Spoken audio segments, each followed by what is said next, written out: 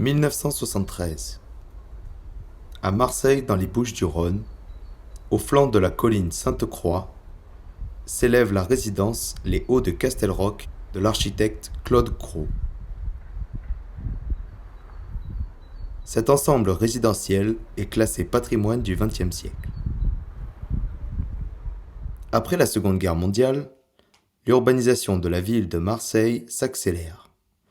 Dans les années 1960 à 1970, pour faire face à l'immigration massive et à la résorption des bidonvilles, l'on décide de construire de nombreuses résidences de logements collectifs, engendrant l'expansion de la ville en direction des quartiers nord, mais également vers l'est, en direction de l'actuel parc des Calanques. Le grand bond de Marseille vers le ciel est lancé. En 1962, l'architecte conseil du département des Bouches-du-Rhône, Xavier Arsène Henry, commande l'étude d'un plan d'urbanisme sur les Hauts de Saint-Tron à Claude Gros, architecte formé dans l'urgence de l'après-guerre. À l'origine d'importants programmes de logement, comme le Saint-Georges dans le 7e arrondissement de Marseille, ou bien le Marceau dans le 3e. Claude Gros développe une architecture rationnelle au tracé rigoureux. Situé dans le quartier de Saint-Tron, après le canal de Marseille, les Hauts de Castelroch s'élèvent dans un quartier chargé d'histoire aux réminiscences pagnolesques, dont l'urbanisation a été la plus tardive.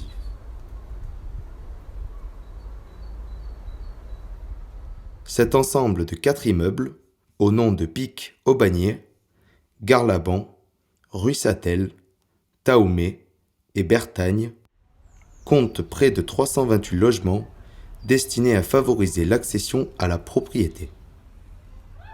Construit sur la bastide des Roches, la résidence loge aujourd'hui près de 1200 habitants.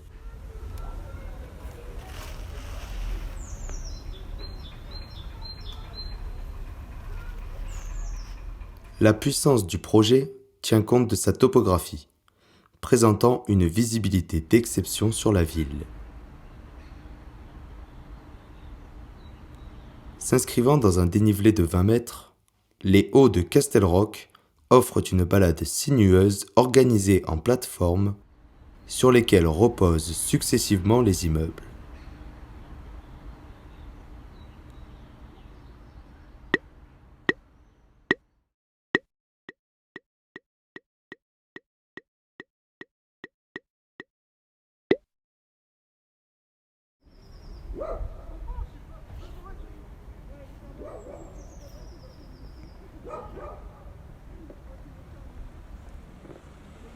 Les ruelles sont partiellement libérées des voitures grâce au garage souterrain et à flanc de colline.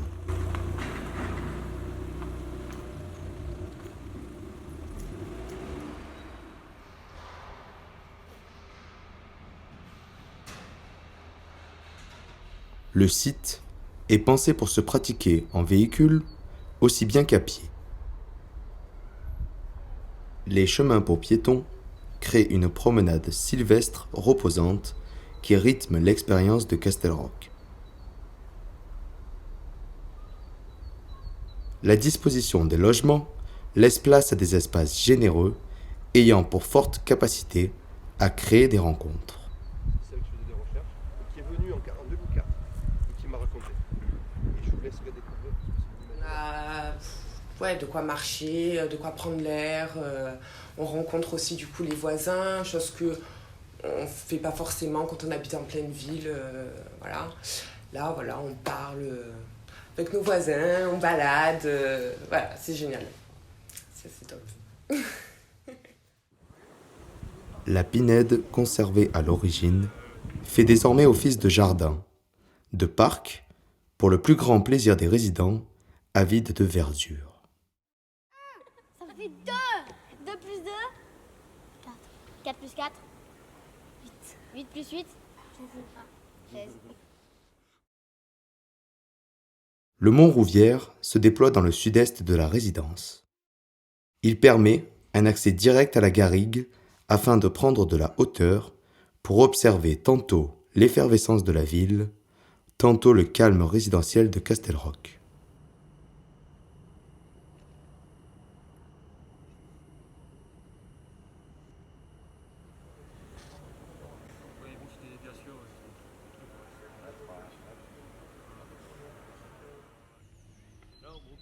Les logements s'organisent sur 12 à 15 étages, dans 3 volumes autonomes par bâtiment, s'articulant autour d'une circulation centrale.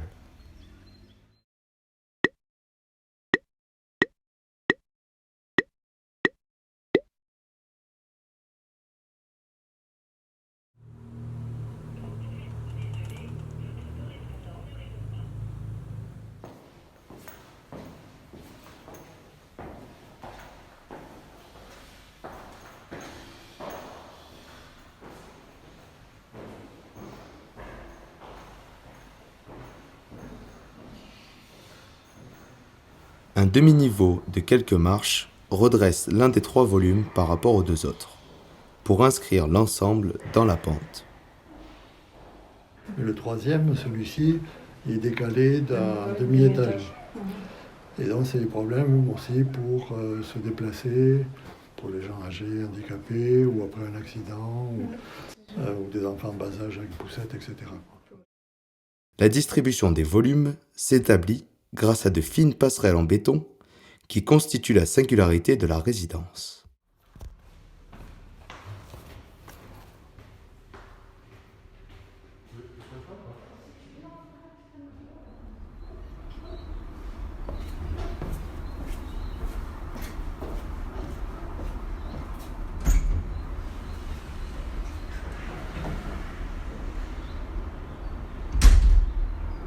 Elle souligne avec légèreté la forme tripartite des bâtiments et procure une expérience sensorielle hors norme, plus ou moins vertigineuse.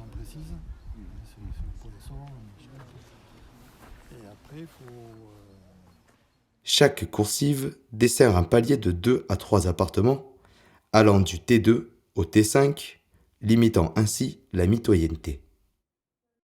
La séparation des espaces de vie, des espaces de nuit, est pensée de façon à amoindrir les nuisances sonores, privilégiant avant tout le confort, la tranquillité, le calme.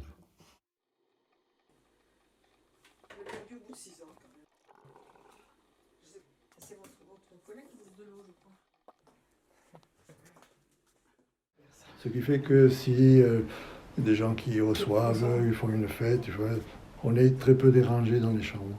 Alors, l'insonorisation, les normes étaient celles de l'époque. C'était pas terrible à l'époque. Mais si on a des gens qui vivent normalement, Ouais, ça allait. Voilà, c'est vivable, quoi.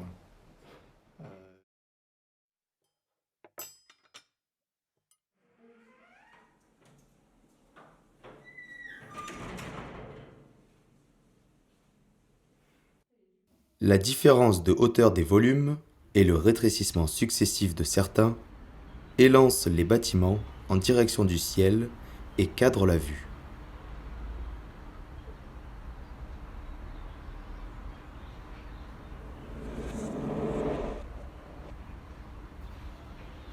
Cet effet est exacerbé par le dispositif de l'ascenseur, lui-même vitré, offrant une balade verticale à ses hôtes. Les vues croisées disponibles au sein de la résidence forment un véritable dispositif spatial.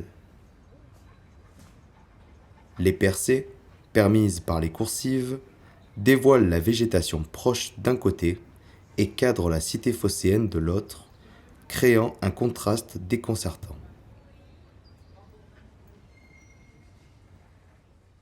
Les façades mettent en valeur le tracé rigoureux propre à Claude Gros. Les fenêtres dessinées par l'architecte forment un jeu de relief et de profondeur. Leur répétition crée une trame qui harmonise l'ensemble des façades. Les balcons sont composés de garde-corps vitrés qui soulignent à nouveau la qualité du site, créant une continuité entre l'intérieur et l'extérieur. À la chance quand même d'avoir une vue panoramique, je trouve superbe. Mais pour la famille ou les amis, quand ils arrivent, ils sont époustouflés. Hein. Les parvues, en lames de bois verticales, sur la seconde moitié du garde-corps, animent les appartements grâce au jeu de lumière qu'ils permettent et camouflent les espaces servants. J'ai fait un choix de plantes méditerranéennes, du thym, du romarin, et j'ai même du laurier quelque part, là. Voilà.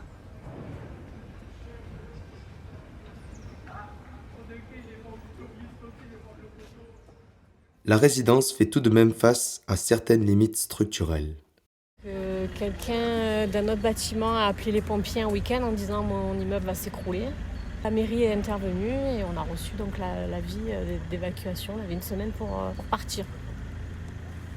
Donc le choc. L'installation d'armatures autour des passerelles est une réponse temporaire mise en place face au risque d'effondrement et à la mise en danger des habitants. Et ils ont mis en place des structures métalliques que vous avez vues. Par construction, c'était prévu pour pouvoir bouger. Oui. Et donc il y a une limite pour ces structures-là à encaisser les mouvements. Voilà.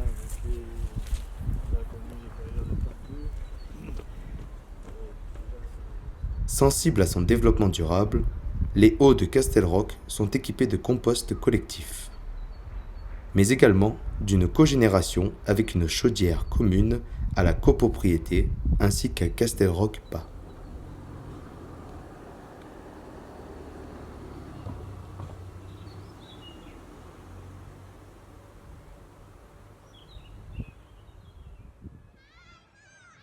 L'habitat collectif étant inséparable des équipements, la résidence dispose d'une école, l'école Castelroc.